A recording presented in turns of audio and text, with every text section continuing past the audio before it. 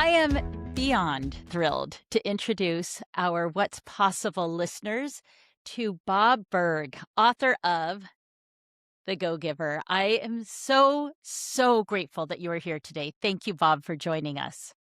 Well, I am honored to be with you, Ilene. It's been great getting to know you on LinkedIn, and it's fantastic to get to now meet kind of in person, quasi in person. Yeah, somewhat. It's almost as in person as sometimes we get.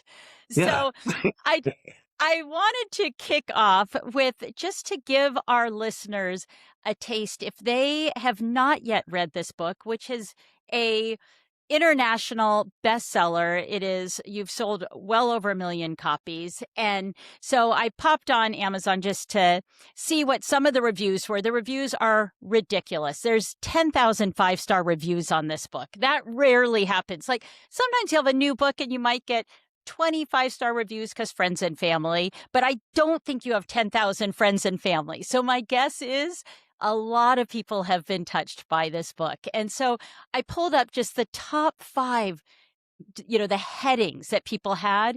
So if you have not read The Go-Giver, I think this might bring you right over to wherever you get your favorite book, and you'll be ordering it today. So it says worth reading over and over again, life-changing. And I have on my notes ×2 because that happened in the first 5 reviews that I read. 2 people said it was a life-changing book. Success equals lead by offering value. The 4th one, best book I've read in a while. And then the 5th one of the most satisfying and inspiring books ever. Wow. Thank you. Yeah. Thank you. And that's, Well, I had a fantastic co-author, John David Mann, who was really the lead writer and storyteller. And, when I brought this idea to him, I had a basic, kind of idea of what we wanted to do with it and little story. I just said to him, you know what? You're the writer. He was the editor-in-chief of a magazine I was writing for at the time, and he had a great reputation even back then. And I said, you can work magic with this, and he really is. He's very, very good. I'm a how-to writer. I'm step 1, step 2, step 3. So I'm the boring guy, but so I really those kind words on Amazon, and I treasure each one of those. Really, it's his writing that made it come alive. wow. Well, and clearly you are a go-giver because you just handed all that credit over to John. However, I have to say, my guess is it was the magic that you two created and It something was a good really collaboration. special. Yeah, it's just beautiful. So before we dive on in, I always like to ask our guests, tell us a little bit about you behind the book, behind the screen, we talk about one of the stratospheric rules of success is authenticity. Who is Bob Burg at the most authentic sort Does of anybody really know? Exactly. Let us know. This is when we're going to do the big reveal. um, what do you really say about yourself? It's like anybody else. You have your strengths, your weaknesses, the things you bring to the table, and so forth. I was very, very fortunate to be brought up by great parents who set a fantastic example. I know John felt the same way about his parents. So that was a real advantage. I got to see that kind of thing in action. So and then as you grow up, you start seeing patterns, and you see people who are successful and happy, and they do things in the right way, and you see people who are successful and maybe not so happy, but they're successful maybe financially, but they do things in a way that you don't really admire, and you see people who don't do very well, and they seem to be doing everything right, and others who are, but you start to spot patterns after a while. And the pattern I saw was that those people who seemed genuinely happy, who I knew were financially successful, they had great relationships. These are people who just seem to always look for ways to add value to the world, to add value to others. Not in a self-sacrificial way, not in a doormatty way, nothing martyrish, but they were always looking out for others, and how can I make things better? And I think that's really what I try to do, with like any of us. Yeah. Wow, that's beautiful. And it actually leads me in. So I am so deeply grateful. Marissa Heckman, who is a dear friend, she's the one who gave me The Go Giver. And she said, "Have you ever read my most favorite book?" And it's The Go Giver. And I said, "No." And this was a long time ago. And then when we met more recently, she handed it to me. And I have to be honest, it's been on my nightstand for a bit because I always read the books before, obviously, podcasts, as well as other books on top of that. So it's been sitting there staring at me. And then finally I thought, now is the time I get to read The Go Giver. And of course, I ate it up. I loved it. And so I was so grateful to her. And I reached out to her and said, Bob is coming on the show. What is one question that you have for him? And it leads me to what you just, or it's a good follow up to what you just said. And she said, "Are these laws, which we're going to talk about the 5 laws in a moment, but are the laws that you discuss in the book second nature to you? Have they always been second nature? And if not, do you need reminders or ticklers or rituals that help you stay on track?" So here's my definitive answer. It depends. Um, you know, some more so than others. We have the 5 laws, the laws of value, compensation, influence, authenticity, receptivity. I think the law of value, I think came whether naturally or it's just something I was able to, kind of watch. That was easy. The one about influence and connecting and things. Receptivity certainly did not, as it doesn't for a lot of people, right? Yeah. And, Yeah. and we can discuss that, and there are actually very rational reasons for the irrationality of not being able to tap into receptivity, and I don't think authenticity necessarily came naturally to me. I think for a long time, I tried to hide a lot of things. Different so I think different some of the things did and some didn't. Yeah. No, absolutely. And you hit on two. Well, and like I said, I want to go back slowly over each one, but you hit on two that I do want to dive into, and that's that receptivity and then authenticity, Sure. particularly in this unique world that we live in, where Mhm. authenticity can sometimes be tougher than ever, maybe easier than ever. I don't know. But so I do want to go back to all of that. Two other Okay. sweet stories that I just wanted to share before we really dive in. I've asked everybody, of course, once you read this book, you want to make sure everybody, you know how there are those books, you want to make sure everybody has read it. Well, The Go Giver is one of those books. And so now I've talked to every coach, every friend, family Wow. member about it and asked, have you read this? And so two of my favorite answers, most people have read it, so I feel behind the times. The book came out in 2007, but the first edition did. But one is a colleague on our team, Neil Scott, and he said in Minnesota, it's a huge I'm going to call it a networking circle. I don't know that's the exact name. And they're all called Go Giving circles. It's based on the Go Giver. And so, how can, as a network, we go and provide more value than we try to, squeeze out of everybody else. And he's part of it and absolutely loves it. And then the other sweet story is from a friend, Karen, who she had lost her husband and she was working, crazy hours. And it was Valentine's Day. And she just thought, I'm just going to keep working away. She said she got a knock on her door and a colleague of hers came in just to say, "Hey, just want to check on you." And she said, "Oh, I'm doing good. I'm just doing some work." He said, "Well, I have a gift for you. I really want to give you this book." And he gave her The Go Giver. And Wow. she said it was Wow. just the sweetest, kindest thing. Hmm. So I there's Thank you. so many of these stories that you and John, yes, John have put out into the world. So Thank you for sharing that with me. yeah. Wow, that's special. Absolutely. So going back, I do want us to talk about the different laws of stratospheric success. But I also want to note, as I mentioned, the first edition came out in 2007. So for our audience, remember the first iPhone came out in 2007. This is how long ago this was. There was no iPhones.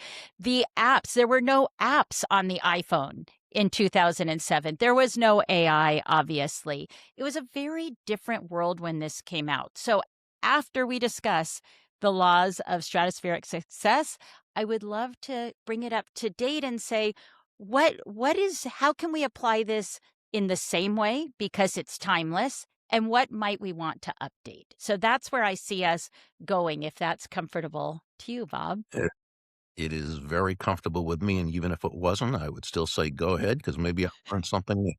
I love the attitude. All right. So, for our listeners, which there might be two people who have not yet read your book, can you give them a brief overview of the book and then the five laws? Yeah. So the basic premise of the book, and again, it's a story. It's a business parable. The premise is kind of simple. It's that shifting your focus, and this is really where it all begins. Shifting your focus from getting to giving. And when we say giving in this context, we simply mean constantly and consistently providing immense value to others. Understanding that doing so is not only a more fulfilling way of conducting business, it's the most financially profitable way as well. And not for any kind of way out there, magical, mystical type of reasons. Oh, just give and good things. What? No, nothing like that.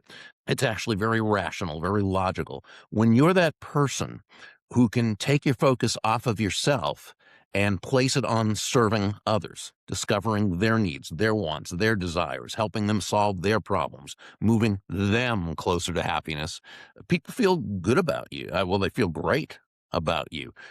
They want to get to know you better. They want to be in a relationship with you. They want to do business with you. They want to tell the world about you, or be what we call your personal walking ambassador. And so that's the overview. Now, the five laws, and we can go through each of the laws if you'd like quickly, but they're Please. the laws of value, compensation, influence, authenticity, and receptivity. The first law, the law of value, says your true worth is determined by how much more you give in value than you take in payment. Now, when you first hear that, it's a little counterintuitive. Give more in value than I take in payment. I mean, that sounds all nicey nice and everything, but it also sounds like a recipe for bankruptcy. So how do we, understand that? So we simply really we need to understand the difference between price and value. Price is a dollar figure. It's a dollar amount. It's finite. It is what it is. Value, on the other hand, is the relative worth or desirability of a thing, of something, to the end user or beholder. In other words, what is it about this thing, this product, service, concept, idea, what have you, that brings so much worth or value to another person that they will willingly exchange their money for it and be ecstatic that they did while you make a very healthy profit. Can I share a quick example? Love it. And Yes, yeah, please. so let's say you hire an accountant to do your taxes for the year, and she charges you. We're just going to name a round figure, $1,000. That's her fee. Literally, $1,000 is her price. But what value does she provide to you that makes it so worthwhile? Well, through her years of study, her desire to get to know you and your business and your needs, she's able to save you $5,000 in taxes. She saves you countless hours of time, and she provides you and your family with the security and the peace of mind of knowing it was done correctly. So she gave you well over $5,000 in value in exchange for $1,000 fee or price. She gave you more in value than she took in payment. So you feel great about it because you received a lot more than what you paid. But she also made a healthy profit because it was worth it to her to trade her time, her energy, her knowledge, right? Her gifts for that $1,000. So you both came, in fact, in any free market based exchange. And when I say free market, I simply mean no one's forced to do business with anyone else. Sure. Okay. In any market based exchange, there should be at least two profits: the buyer profits and the seller profits, because each of them come away better off afterwards than they were beforehand. Yeah. And I that the law of value. It goes deeper because how do you distinguish yourself from others who can do the same thing? But that's the basic law. When you give more in value than what you take in payment, and that adds increase to everyone. Yeah. No, I love that, and it helps me feel good about paying my accountant. So I thank That's you for that. right. That's right. I was gonna say, it does make me think even so we're in the coaching profession, our Mhm. organization does executive coaching, and I do think about that. There is the fee that we charge, obviously, for the executive coaching, and then the value is exponentially larger, I hope, Yes. than what we It charge is. because I'm of the sure it ripple is. effect of what Exactly. happens once one leader changes behavior and can impact income, it can impact, the Yeah. other people on their team, etcetera. Yeah. Yeah, that's exactly what it is. Sure. But so then you go to law number 2, which is the law of compensation. This just takes it to the next level. And this says your income is determined by how many people you serve and how well you serve them. So where law number 1 says to give more in value than you take in payment, law number 2 tells us the more people whose lives we touch with the exceptional value we provide, the more money with which we'll be rewarded. So just like our accountant who did such a great job for you, you feel great about her. You would hire her again, excuse me, and you would probably tell others about her, refer her to others. Her other clients feel the same way. So our accountant is very quickly amassing that army of personal walking ambassadors. With your coaching clients, you make such a big difference in their lives and their businesses, the people who write, and it's the same thing. They want to tell the world about you. You're able to touch more lives and so forth, and you and your firm make more money. So that's just, again, it's a basic economic principle. Exactly. I love that. Yeah. Yep. Nope, and now the next one. Okay, so law number 3 is the law of influence. And this says your influence is determined by how abundantly you place other people's interests first. Again, counterintuitive, place other people's interests first. So let me just again stress, not in a martyrish way, not in a way that you get taken. No, not at all. It's simply understanding, as Joe, the protege in the story, learned from several of the mentors, the golden rule of business, of sales, of what have you, is simply that all things being equal, people will do business with and refer business to those people they know, like, and trust. And Eileen, you know this, that the fastest, most powerful, most effective way to elicit those feelings toward you in others is by moving from an I focus, right? Which so many people have, moving from an I focus to an other focus, a focus on them. Or as Sam, one of the mentors in the story, advised Joe, it's about making your win all about the other person's win. Now, someone to say, well, Bob, but really in the real world, it's really about a focus on others, and here's how I would answer this. And when I was on the road speaking, because I'm 68 now, so I don't do any more traveling. I still do virtual keynotes, but no more airplanes. So, uh, Except for uh, except for pleasure, probably.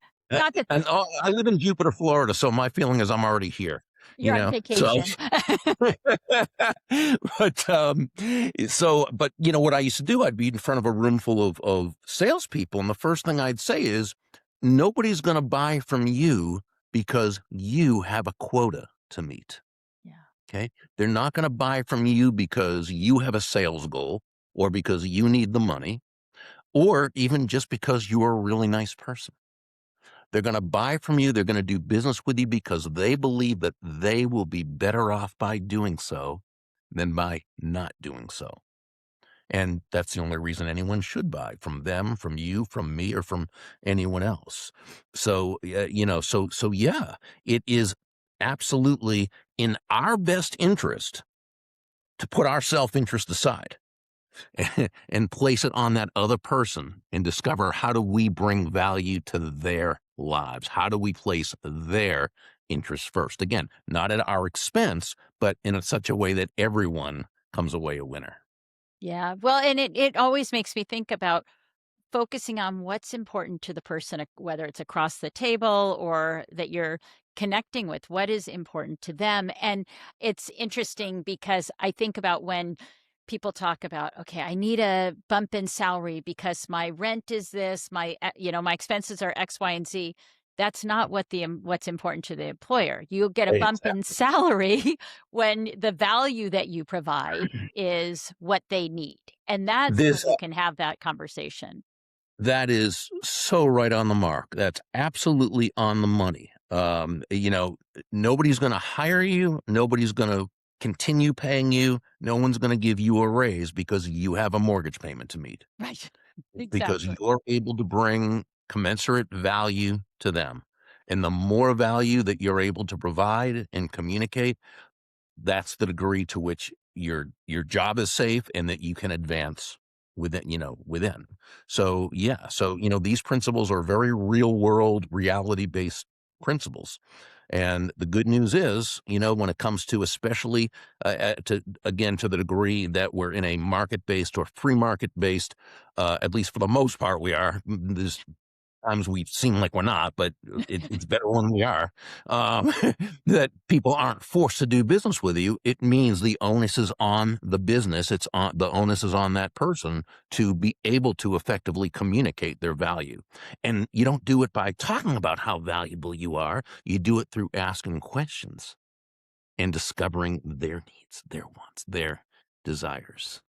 Well, and it's funny because I love seeing that influence was one of these 5 because I would say that is one of the tippy top requests that we get for a desired coaching outcome. I want Mm, to become a more influential leader. Or the HR people will bring us in saying, "We need you to work with Bob. Bob needs to be more influential."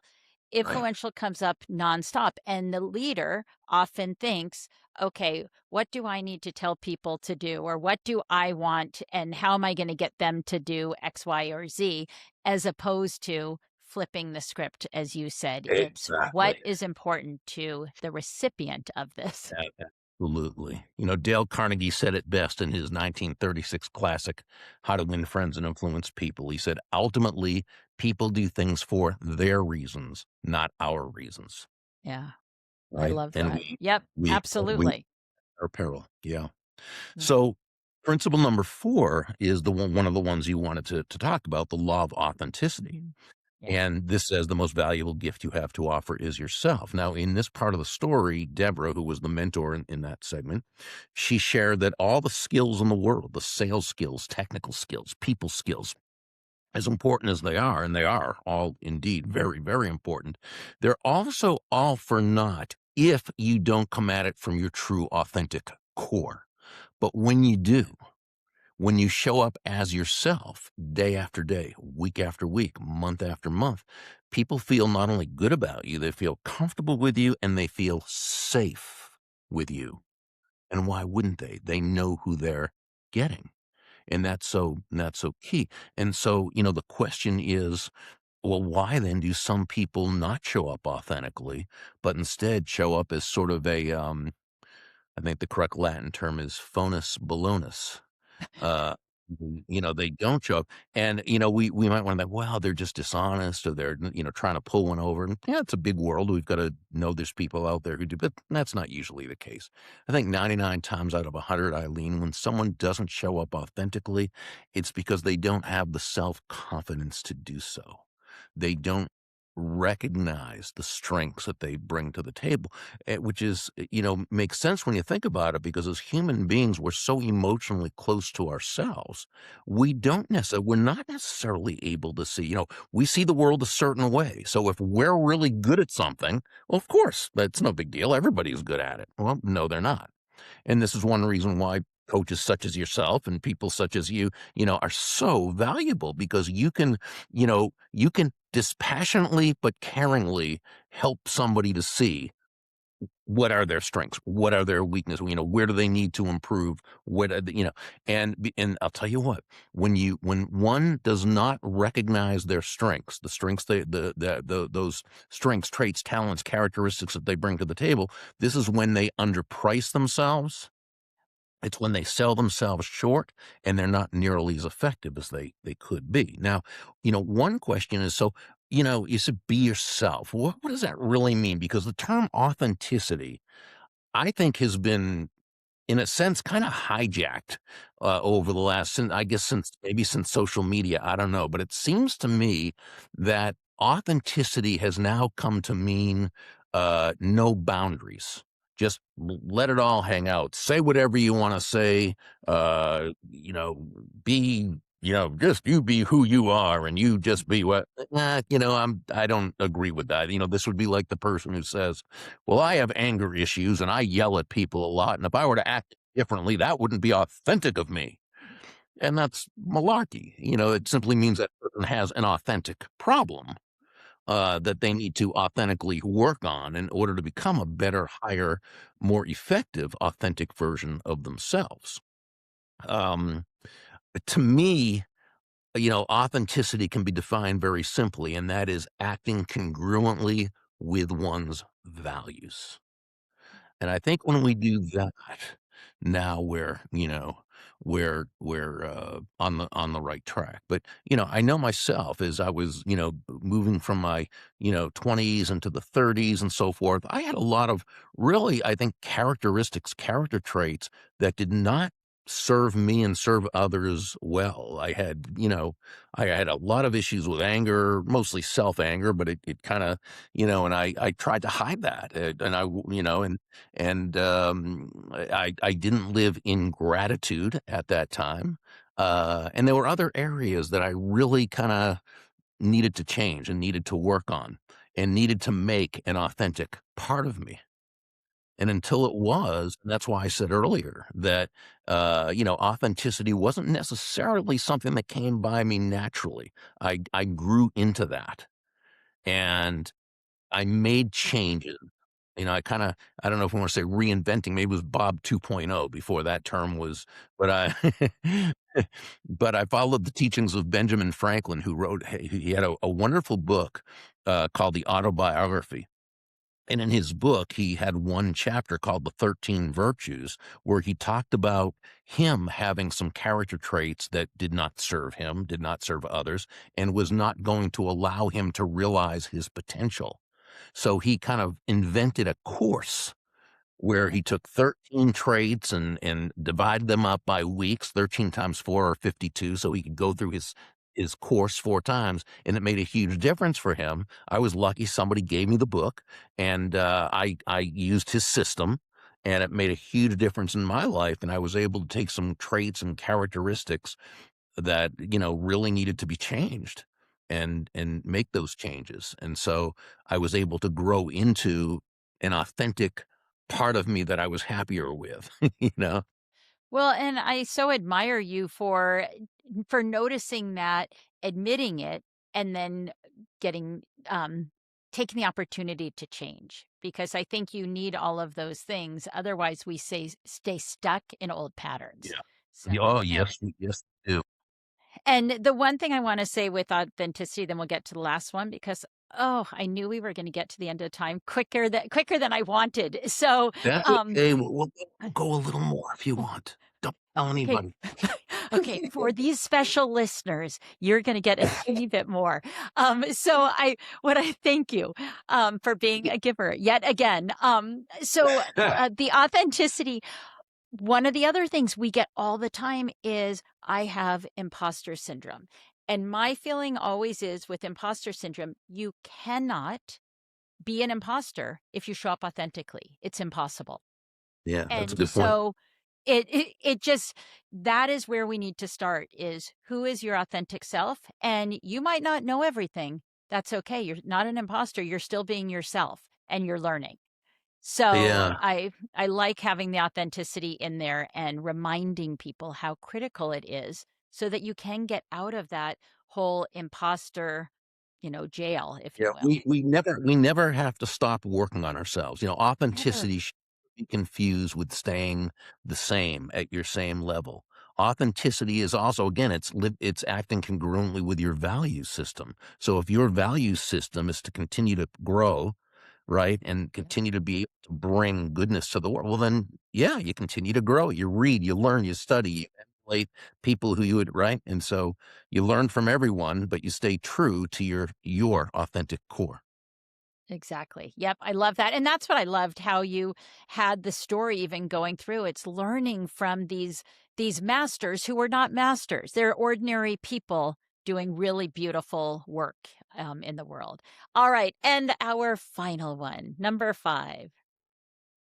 The law of receptivity, which says the key to effective giving is to stay open to receiving.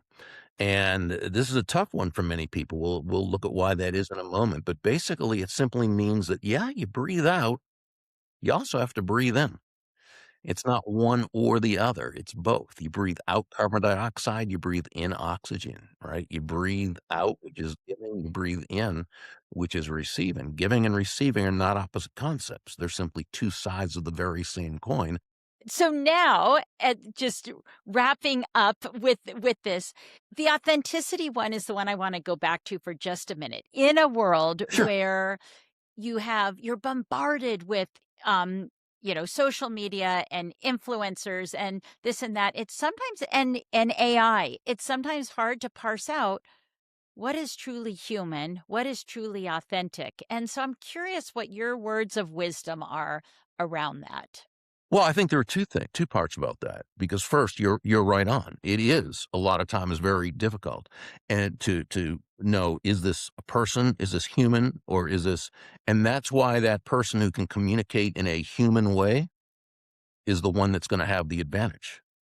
The more, and Jeffrey Colvin talked about this in his great book from 2016 called Humans Are Underrated.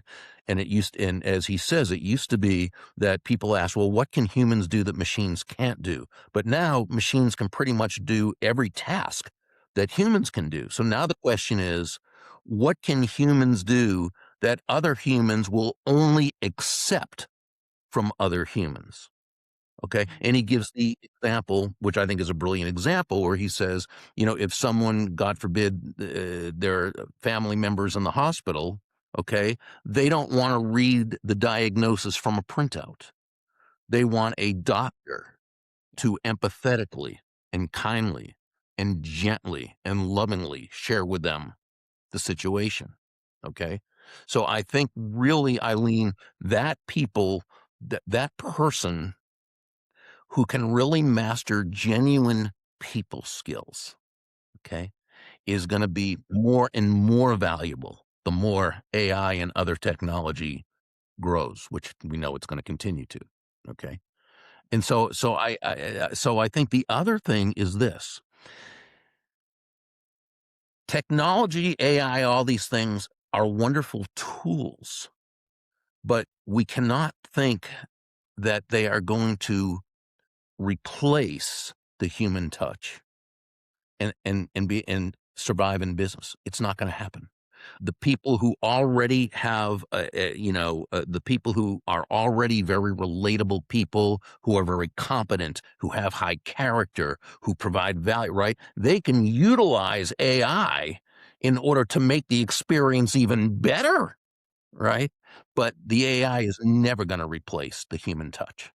yeah. Uh, yeah, so I think it's like anything. It's like the old saying, love people and use money. Don't love money and use people, right? It's the same with technology, right? Love people and use technology. Don't love technology and use people. I love that. No, I absolutely love that, and what I hear is lean more and more into your authenticity, and that's what will allow you to thrive in this Yeah. Ooh, I environment. love that.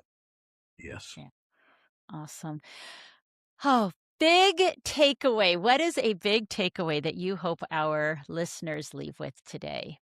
Well, let's see, one of my favorite, probably my all-time favorite personal development book, is called Living Untethered. It's by Michael A. Singer. Now, he's known for several books. He wrote The Untethered Soul. He wrote The Surrender Experiment. His third book, Living Untethered, is to me the best personal development book ever written in terms of understanding the world, how to relate to the world, how the world relates to us. And you know what it's really best for? All the yuck that we have as human beings that we carry for our lives with all the different, right?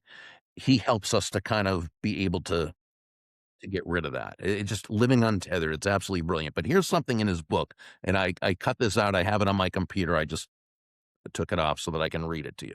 Okay. Here's what he wrote. The highest thing you could do with your life is to make it so that every moment that passes before you is better off because it did. That's the highest definition of the purpose of life, that every single moment, every person, every moment that happens to unfold in front of you is better off because it passed by you. It was raised a little. And to me, if we can live our lives with that in mind, to just make things a little better, ju- just by being there, and this goes for, if you see some, litter in the parking lot of the grocery store, you pick it up and you put it in the, and it doesn't matter who looks, it doesn't matter who knows you did it, you just do it because it makes the world a little bit better. It means you smile and say hi to that person who looks like they could use a smile and someone to say hi. It means and it's those little things. It doesn't have to be anything huge, but those little ways that we can just add value to life, which I think is so important. Wow, I love that. All right, and my final question, what is possible if more of us became go-givers instead of go-getters? We would say the opposite of a go giver is a go taker, as opposed to a go-getter. Because, and again, it always comes down to how you define terms, just like I did Yeah, giving back love thing, it. right? Yeah, It depends how you and the energy you put behind the word, okay, yeah. and the term. So if you look at a go-getter as being someone of action, right? Um, we say be a go-getter, a person of action, and a go-giver, someone who's absolutely totally laser focused on providing, giving value to others. Just don't be a go taker. That's the person who is only out for themselves, right? It's all about the take, right? Without adding value to others. So, what could the world be if more people were go givers as opposed to go takers? I mean, I think the world is a better place, just by the very definition of the thing, and I think it will hopefully continue to grow that way. Not necessarily because of us or the book, but just because you hope people evolve over time. You know, uh, Although some of what's happening in the world you look at, and the world seems to have gone a little bit crazy at this point, but that's things happen. There's the up and down and up and down, but eventually things get better and people get kinder and a little, Yeah. empathy begins to take over a little bit. I love that, and that's what I was gonna say. If we can get to a world that has a lot more kindness in it, I think we will all fe feel better in the long run. Gosh, Bob Burg, what a gift to have you on the show. Thank you for joining me and sharing your thoughts with the listeners of What's Possible. Thank you, Eileen. You're wonderful. Thank you.